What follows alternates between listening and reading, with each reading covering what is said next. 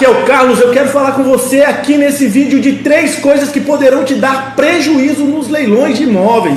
A terceira é a pior de todos, então assista esse vídeo até o final.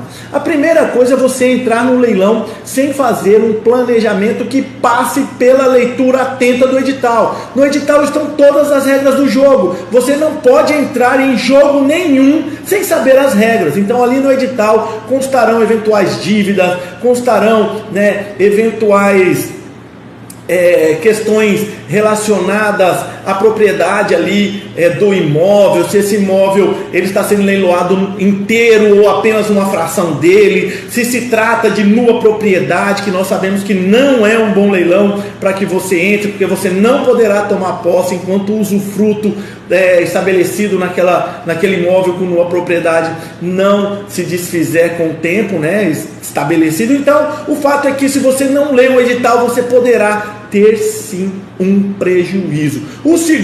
A segunda coisa que pode te causar prejuízo é você não prestar atenção e não confirmar se as intimações necessárias que a lei determina que são imprescindíveis para a validade do leilão, se essas intimações foram realmente cumpridas. Então você precisa ter um checklist dessas intimações na sua mão e olhar ali no procedimento de leilão, e se você tiver alguma dúvida, formalizar ela com o leiloeiro através de e-mail, porque vale também como prova de que você tentou obter essa informação. Então você precisa verificar o edital e saber se as intimações necessárias que a lei estabelece que são imprescindíveis foram cumpridas. Agora a terceira é algo que eu tenho respondido às vezes a essa dúvida: pode um imóvel ir a leilão 2 vezes em leilões distintos? Então assim, o que é que acontece quando ocorre isso? Esse imóvel,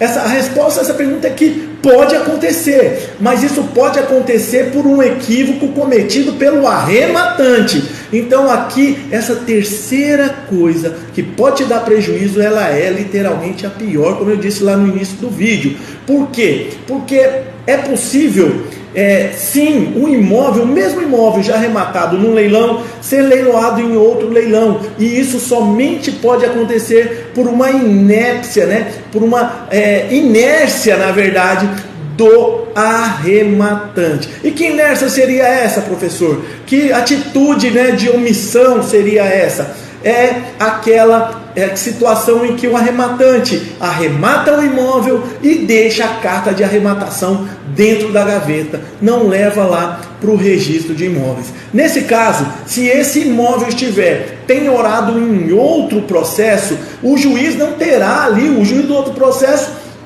não terá essa informação de que houve a transferência da propriedade. E aí, se esse imóvel for leiloado nesse outro leilão, nesse outro processo, e aquele segundo arrematante ele levar a carta de arrematação dele a registro em primeiro lugar, o primeiro arrematante inerte poderá aí ter um prejuízo enorme, imensurável, que é um prejuízo que ninguém quer ter. Então assim, você arrematou, a primeira providência que você tem que ter quando você tiver com a carta de arrematação em mãos é levar para o registro de imóveis, certo? Porque só registra quem é dono. Se você não registrar, você correrá o risco de ocorrer um leilão num outro processo,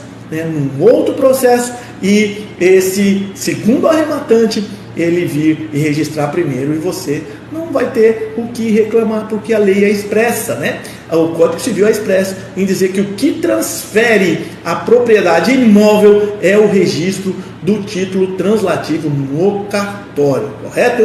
Tem na jurisprudência diversas precedentes, inclusive um muito curioso que eu tive a oportunidade de analisar nos meus estudos, em que a pessoa arrematou o imóvel, deixou a carta de arrematação 2 anos na gaveta, não levou para registro, e 2 anos depois, num outro processo judicial, esse imóvel foi leiloado e teve um segundo arrematante. Veja bem, 2 anos depois da primeira arrematação. Esse segundo arrematante pegou a carta de arrematação e com 1 mês ele já estava providenciando o registro. Foi lá, registrou e fez o requerimento judicial de emissão na posse nesse imóvel. O juiz determinou a emissão na posse. Quando chegou lá, esse primeiro arrematante, ele falou: não, mas eu arrematei, né, num leilão anteriormente, 2 anos atrás. E aí a pergunta que fizeram para ele: por que você não registrou? Você não era dono, o dono ainda formalmente